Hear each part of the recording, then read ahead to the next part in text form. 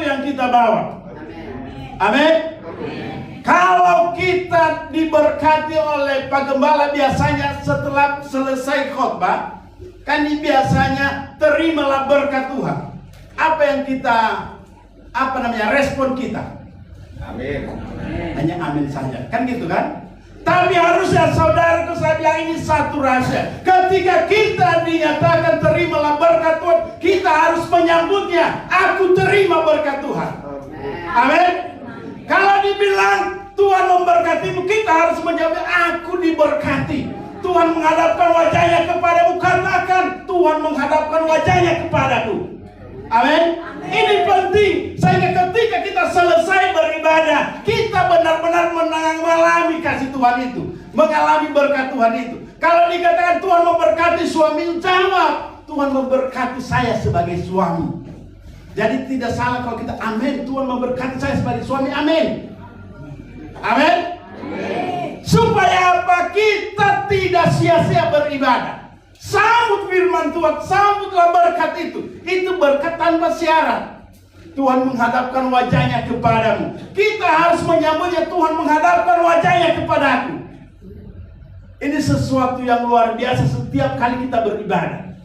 Jadi itu penting ketika hamba Tuhan yang mewakili Tuhan berbicara, Tuhan memberkatimu, kita harus menyambutnya, Tuhan memberkatimu. Jadi itu penting. Jadi dimanapun kita pergi beribadah, ketika hamba Tuhan menyampaikan Tuhan memberkatimu, kita harus menyambutnya. Jadi sama seperti Tuhan Yesus sudah ada. Kalau kita tidak menyambutnya, tidak menerimanya, kita tidak bakalan dapat. Kita harus menyambut dan menerimanya. Amin. Saudara yang dikasihi oleh Tuhan, hari ini kita berbicara soal iman. Dan tentunya minggu lalu dan minggu-minggu sebelumnya kita sudah diberkati oleh kebenaran firman Tuhan, tokoh-tokoh hebat dalam Alkitab yang akan dan sudah memberkati kita. Mulai dari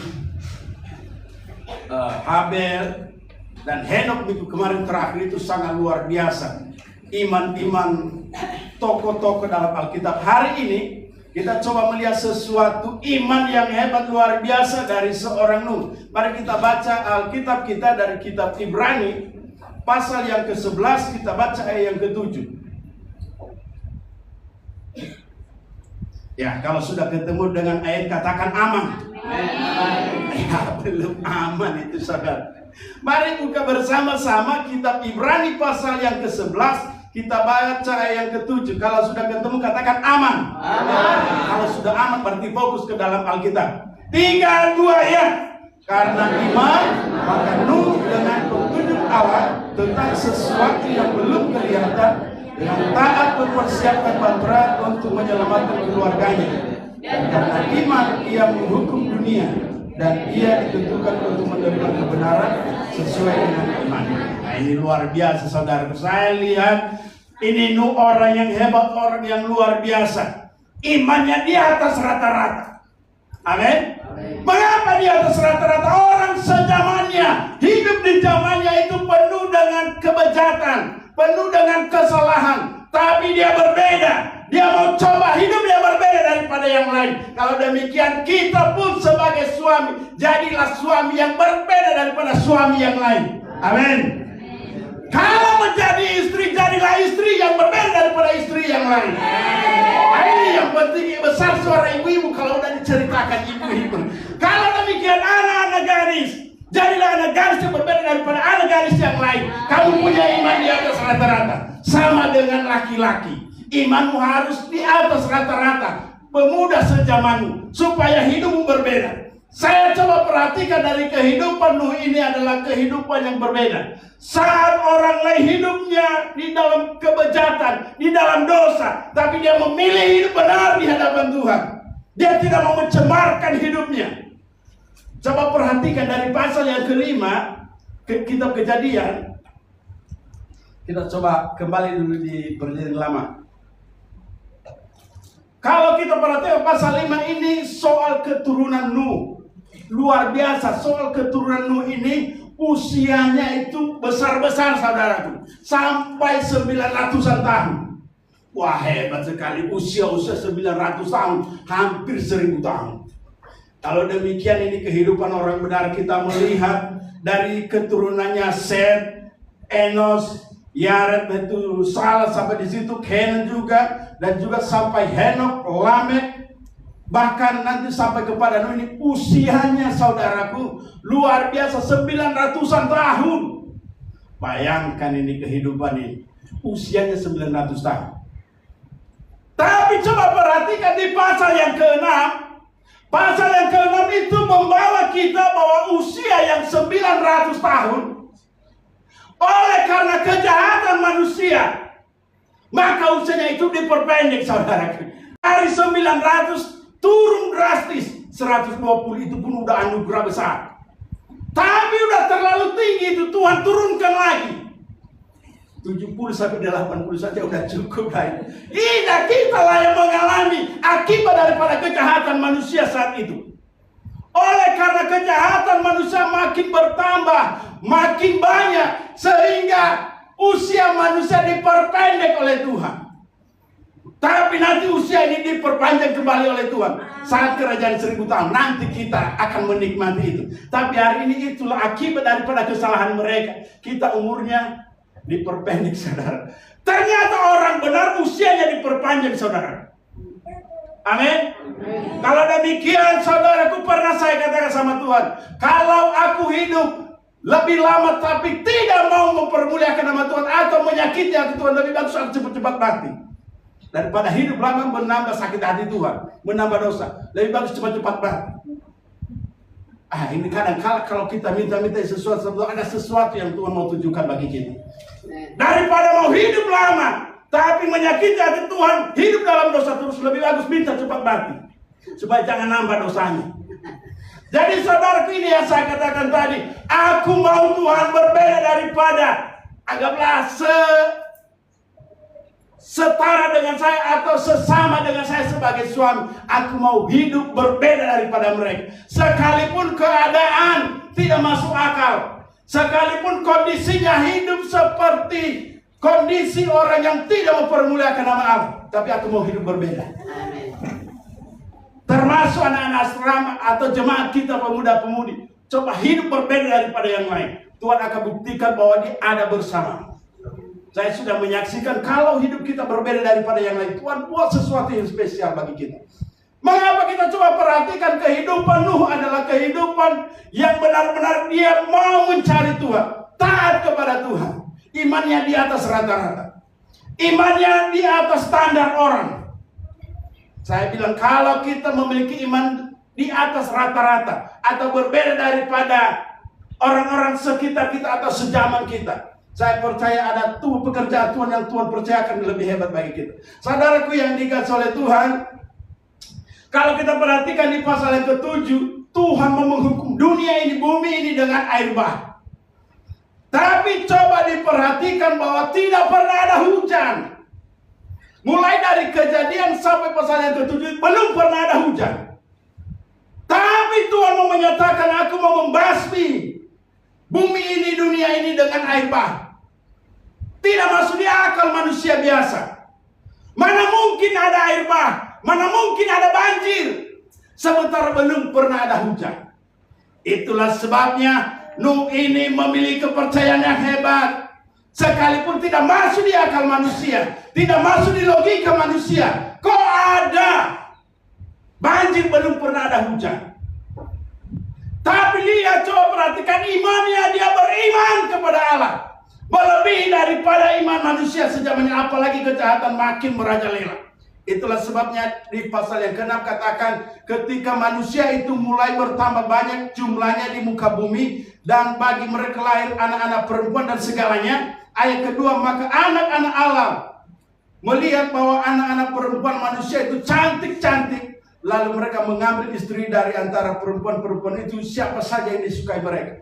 Ini memang sebenarnya sudah disinggung juga mungkin di minggu lalu, bahwa ini siapa yang menikahi perempuan-perempuan ini.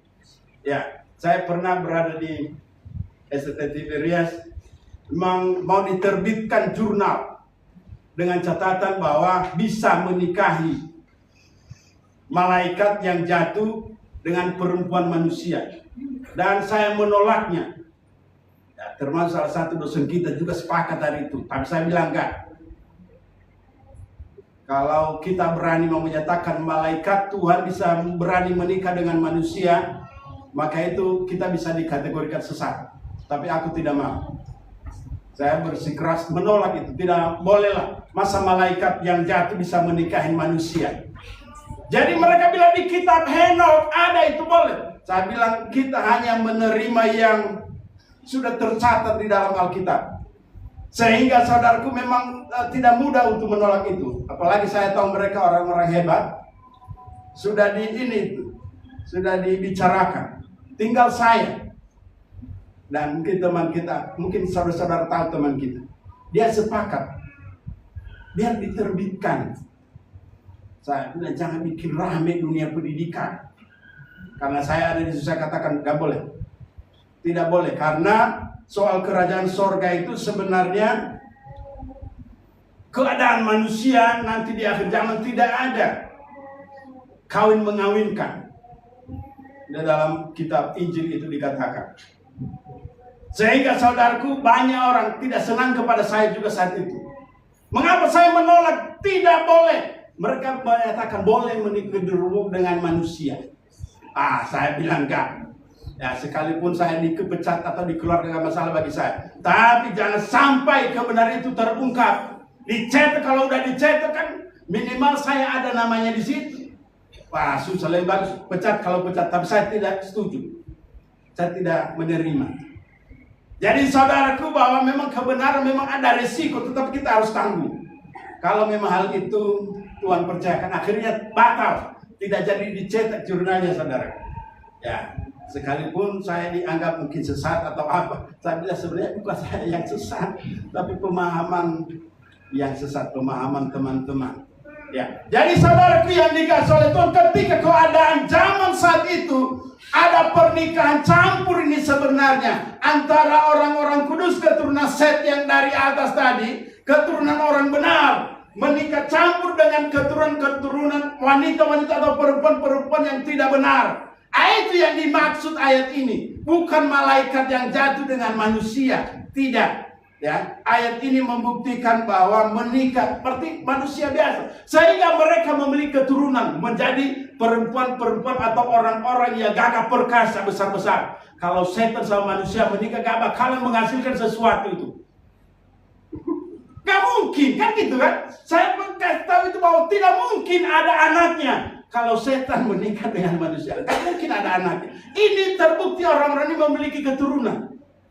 Dibuahi dari mana, nggak tahu kita. Tapi itulah artinya saudara kita yang sudah mengenal kebenaran, kita harus nyatakan. Saudaraku yang dikasih oleh Tuhan, kita coba memperhatikan iman ini luar biasa. Sekalipun keadaan zaman luar biasa untuk kejahatan, luar biasa untuk melakukan berbagai hal yang menyakiti hati Tuhan, tapi dia memilih hidup berkenan kepada Tuhan, tidak bercelah hidupnya. Dia hidup benar di hadapan Tuhan. Saya bilang ini hebat, luar biasa ini. Nuh ini tidak hanya sekedar menjadi tokoh iman, tetapi dia juga memiliki iman di atas rata-rata, saudara. Dan memang agak-agak sulit orang mau berbeda. Dan kalau kita mau berteman dengan seangkatan kita, orang setara dengan kita dalam hal contohnya merokok. Kalau kita bersama-sama komunitas kita orang perokok, itu pasti lama-lama itu dibawa menjadi perokok. Tapi saudaraku ini tidak, dia hidup dalam kumpulan orang-orang itu, mau saudara keluarganya. Tapi dia memilih tidak. Dia memilih tidak kompromi dengan hal-hal itu. Dia tahu bahwa dia menyembah Allah yang benar. Dia mewarisi daripada iman orang-orang di atasnya. Orang-orang yang berkenan kepada Tuhan. Jadi ini tadi saya katakan bahwa luar biasa imannya ini. Belum pernah ada hujan, tapi Tuhan katakan kepada dia bahwa akan ada air bah. Aku mau bumi hanguskan bumi ini. Tapi dia beriman, saudara. Biasanya kalau bikin perahu itu biasanya di pantai kan gitu ya, di dekat air. Tapi ini disuruh bikin perahunya itu di atas gunung, saudaraku. Masuk di akal nggak? Kita di sini masuk akal nggak? Gak masuk di akal, tapi itulah imannya, dia taat kepada Allah. Sekalipun mustahil bagi manusia, sekalipun tidak masuk logika manusia, ini iman yang hebat, saudara. Belum pernah ada hujan, saudara, tapi dibikin perahunya di atas gunung, bukan di bawah. Sehingga dia bilang, bertobatlah, kembalilah kepada Tuhan, tinggalkan. Wah, kamu ini bodoh kamu. Dan dia memberitakan Injil itu, saudara, gak ada yang merespon. Ketika dia mewartakan Injil Tuhan, bukannya direspon, saudara, tetapi apa? Diajak dia, kamu bodoh. Nah, orang lain mengejek firman Tuhan yang dia sampaikan, dia bilang, akan ada air bah segala macam. Wah, bodoh kamu, gak masuk di akal. Kalau kita hidup di zaman itu, belum tentu kita juga tidak jauh beda lah dari orang-orang itu. Kenapa kita selalu memakai logika kita, memakai akal pikiran kita, sehingga kita mungkin tidak mendengarkan juga berita atau kabar baik yang disampaikan oleh Nuh. Mengapa, saudaraku? Karena logika kita tidak masuk. Belum pernah ada hujan, belum pernah ada banjir juga. Tapi ini Nuh katakan ada air bah, ada musibah untuk menghancurkan bumi ini. Jadi bertobatlah. Jadi secara manusia mungkin ya wajarlah kalau orang menolak. Mana ada bikin perahu itu di atas gunung. Di atas gunung lagi yang paling tinggi, saudara. Bukan di hanya gunung biasa. Mungkin kalau orang bikin di Gunung Stoli, itu kan gunung juga itu. Mungkin orang belum percaya. Jadi saudaraku, ini tidak di bawah apa namanya itu, di tepi sungai atau laut, bukan. Ya itu yang masuk logika pasti di laut. Tapi saudaraku, ketika dia lebih taat kepada Allah, sekalipun tidak masuk di akal manusia, sekalipun juga tidak didengarkan. Jadi orang-orang yang memberitakan Injil, jangan sampai kecewa. Ini ada contoh iman luar biasa Nuh ini. Dia memberitakan kabar baik, kabar sukacita, supaya orang menerima pemberitaannya. Dan dia beritakan kabar sukacita itu lama, saudaraku. Tidak hanya 1-2 tahun, ini lama, bertahun-tahun. Tapi tidak ada yang merespon. Malah yang dia dapatkan, saudaraku, ejekan, hinaan, menuduh dia atau menyatakan dia kamu orang bodoh. Dia tidak peduli. Amin. Sama kita ketika kita memberitakan Injil, gak usah peduli. Ketika kita tidak direspon, ketika kita tidak dianggap, ketika kita tidak dihargai, tidak dihormati oleh orang, sampaikan kabar baik, sampaikan kabar keselamatan. Amin. Mengapa Tuhan akan melakukan keajaiban luar biasa? Tapi coba perhatikan saudara, ketika air bah itu datang, hanya dia dan keluarganya yang selamat. Mengapa? Karena keluarganya juga membantu dia. Nah, inilah keluarga yang hebat itu. Sepakat dari dia, anaknya dan istri-istri anaknya itu membantu pekerjaan membuat baturan. Apa yang terjadi? Mereka semua diselamatkan.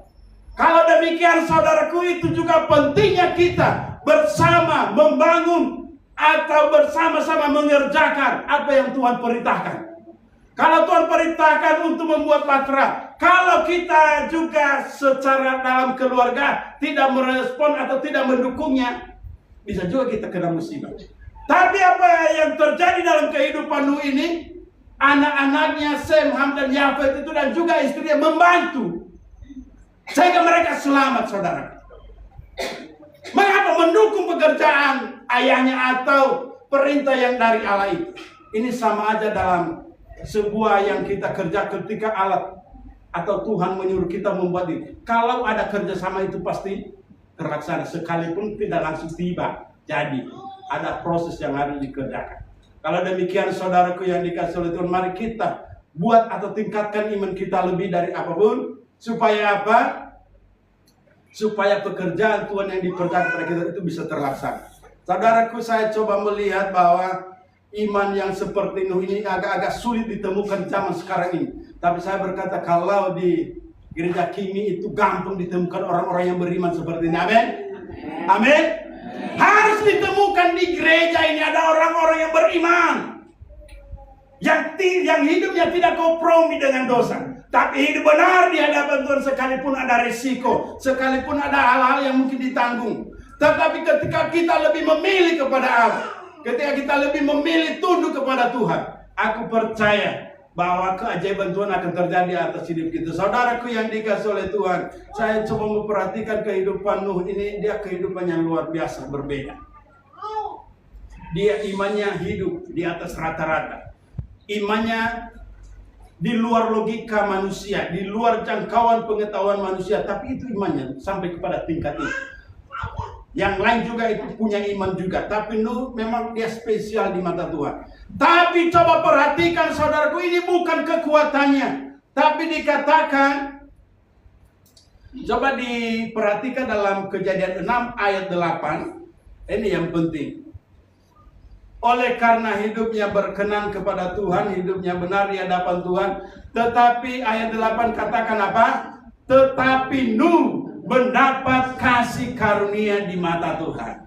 Ini yang penting untuk penyelamatan dia dan keluarganya adalah mendapat kasih karunia. Itu yang penting, bukan hebatnya, bukan kekuatannya, tapi oleh karena kasih Tuhan sehingga dia dan seisi keluarganya diselamatkan. Saudaraku yang dikasihi oleh Tuhan, sama kita dalam menerima keselamatan daripada Tuhan. Dalam Efesus 2 ayat 8 dan 9 katakan juga. Coba kita buka Efesus 2 ayat 8 dan 9. Cek. Kita berdoa saudaraku supaya mic kita agak sehat sedikit. Kayaknya sakit-sakit kayaknya. Tapi biar kita berdoa gimana caranya supaya sehat. Ya, saya coba baca bagi kita Efesus 2 ayat 8 sampai 9. Sebab karena kasih karunia kamu diselamatkan, itu bukan hasil usahamu tetapi pemberian Allah. Itu bukan hasil pekerjaanmu, jangan ada orang yang memegahkan diri. Saudaraku yang dikasihi oleh Tuhan, ini seringkali di dalam membicarakan keselamatan pasti masuk ayat ini. Bahwa sebab oleh karena kasih karunia kita diselamatkan, bukan karena hasil usaha, bukan karena hasil pekerjaan kita. Jadi ketika kita beramal, berbuat baik itu bagus, tetapi bukan itu fokus kita untuk diselamatkan. Fokus kita diselamatkan adalah oleh karena kasih karunia, menerima Yesus saja satu-satunya. Jadi agak-agak saya bawa ke situ supaya setiap kita mungkin jemaat Tuhan, anak-anak muda yang memberitakan Injil, bahwa kita harus sampaikan bahwa oleh karena kasih karunia kita ada sampai saat ini. Bukan karena hebat kita, bukan karena kebaikan kita, bukan karena usaha kita, tapi oleh karena cinta kasih Tuhan kepada kita. Saudaraku yang dikasihi oleh Tuhan, biarlah kita menjadi contoh di antara teman-teman kita. Ya, itu yang saya katakan tadi, bangunlah hubungan dekat dengan Tuhan. Ya, bangun hubungan dekat dengan Tuhan. Melalui apa? Melalui kita baca kebenaran firman Tuhan setiap pagi, setiap hari. Ya. Kalau ada sesuatu yang mendapat rema bagikan, itulah yang dilakukan oleh Pak Gembala kita. Itu bagus. Jadi kita jangan hanya menerima. Kalau boleh juga kita bisa bagikan. Apa yang kita dapat rema, kita bagi-bagi orang lain. Kita bisa bagi di Facebook kita, di TikTok atau dimanapun, tapi minimal hidup kita ada di dalam firman Tuhan.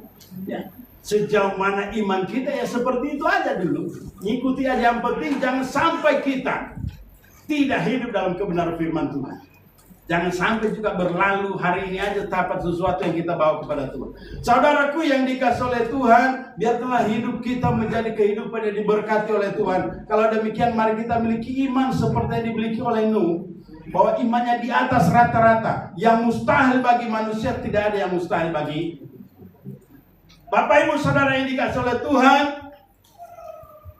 Kebenaran firman Tuhan ini mengingatkan kita bahwa biarlah hidup kita tetap bersih kepada Tuhan, tidak lagi kompromi dengan dosa, tidak hidup bejat, tapi hidup terus sesuai dengan kebenaran firman Tuhan. Dan setiap kita datang beribadah, terus kita mencari, mendapatkan berkat Tuhan. Demikian kebenaran firman Tuhan. Kita berdoa, kita duduk kepala kita. Bapa, terima kasih, cinta kasih Tuhan menyapa kami pagi hari ini. Engkau membawa kami supaya kami memiliki iman seperti Nuh, supaya iman kami di atas rata-rata, sekalipun tidak masuk logika, sekalipun tidak masuk akal manusia, tapi kita beriman, kami beriman kepada Tuhan, karena firman-Mu itu ya dan amin. Dan itu pasti terjadi. Ketika dia menaati kebenaran firman-Mu Tuhan, maka dia diselamatkan, dia dan seisi rumahnya, dan seluruh manusia yang berontak, seluruh manusia yang tidak taat kepada perintah Allah, maka mereka mengalami kematian. Kami bersyukur di tempat ini, di gereja Kimi, di tempat ini Tuhan mendapatkan orang-orang yang beriman, orang-orang yang memilih taat kepada Tuhan, orang-orang yang memilih hidup benar kepada Tuhan dan tidak kompromi dengan dunia ini. Kami tahu Tuhan sedang mencari orang-orang yang bersungguh hati, cinta Tuhan, mencari Tuhan, yang lebih mendahulukan Tuhan di atas segala-galanya. Kami percaya kalau kami hidup berjalan dengan iman, maka kehidupan kami diperlancar, diatur oleh Tuhan, sehingga hidup ini hanya kami serah kepada Tuhan yang mengendalikan segala sesuatu. Terima kasih Tuhan, hamba-Mu terbatas menyampaikan kebenaran firman Tuhan, tapi kekuatan kuasa Roh Kudus tidak pernah terbatas mengingatkan kami supaya setiap kebenaran firman Tuhan menjadi kekuatan semangat kami dalam mengikut Tuhan. Terpuji-pujilah Engkau Tuhan kami dalam nama Yesus, Allah yang hidup. Kami sudah diberkati oleh firman-Mu. Haleluya. Amin. Berkati kita, salam.